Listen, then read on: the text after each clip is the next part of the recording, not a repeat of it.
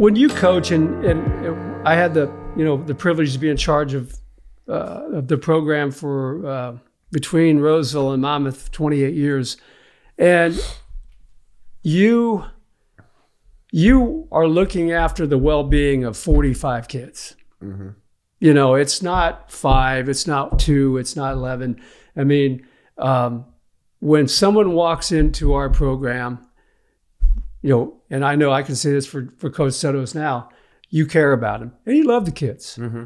and you want to make it the best experience you can make for it, but you also want to get something out of it. So I always felt like we had some very high expectations and very high standards. Mm-hmm. And for me, and I feel like my biggest challenge was living up to that myself, mm-hmm. because I'm not if I'm going to talk the talk, I'm going to walk the walk. Mm-hmm. And I feel like keeping and trying to hold those standards was probably the toughest thing that we had to I don't want to say fight, but we had to be aware of the whole time. Mm-hmm. I mean, whether it was in the classroom, on the floor. A few years before I retired, the Illinois Basketball Coaches Association started an academic all-state teams where they recognized teams that I believe, and I may be off on this, but their team had at least a 3-point average during the season. Mm-hmm. And I know the last several years, since its inception, the last several years I coached, we made IBC all academic, all state.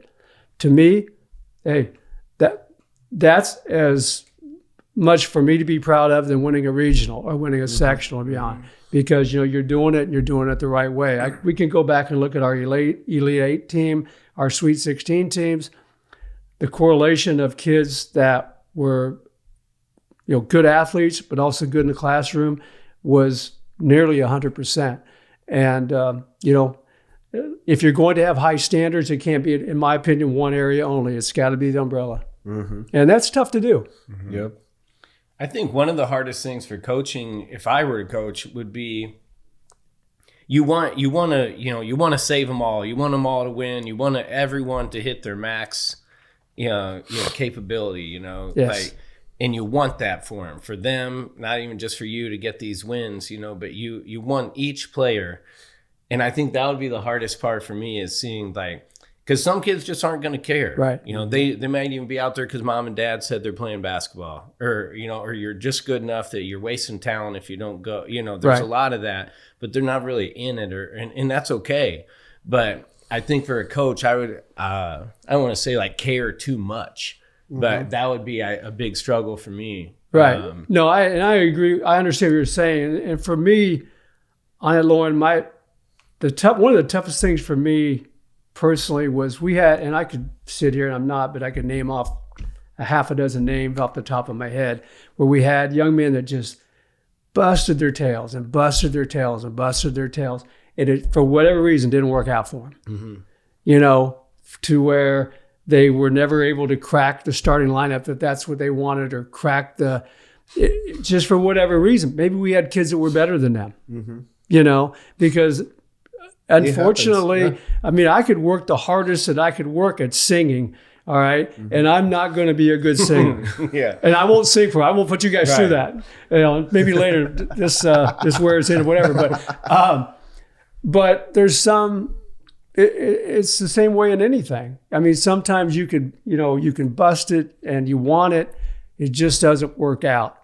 And that was one of the toughest things for me that, I would talk to Mark. I was blessed to have a lot of great assistant coaches over the years. Mm-hmm. And I would say, what am I missing? Am I missing something here? And they're like, no, it's, or they might bring in something else that I wasn't seeing. Mm-hmm. But, most of the time, if I had looked to see what am I missing, I'd already dug around pretty good to see where we could find a place or whatever, and it just wasn't working out. And that was very tough for me because, you've heard it, and I never heard it really very often, because I honestly had relatively great experiences for the most part. But everyone was, well, the coach doesn't like him. No, coaches love you. They're not there to pin. The coaches want to see everybody do as well as they can be. And do and get something positive out of it. Sometimes it just doesn't work out. Mm-hmm. And you know what? For as bad as the kid felt or the parents felt, the coaches feel just as bad or worse because they want to see it. You know, they see you working, they see you, you know, and just sometimes it doesn't work out.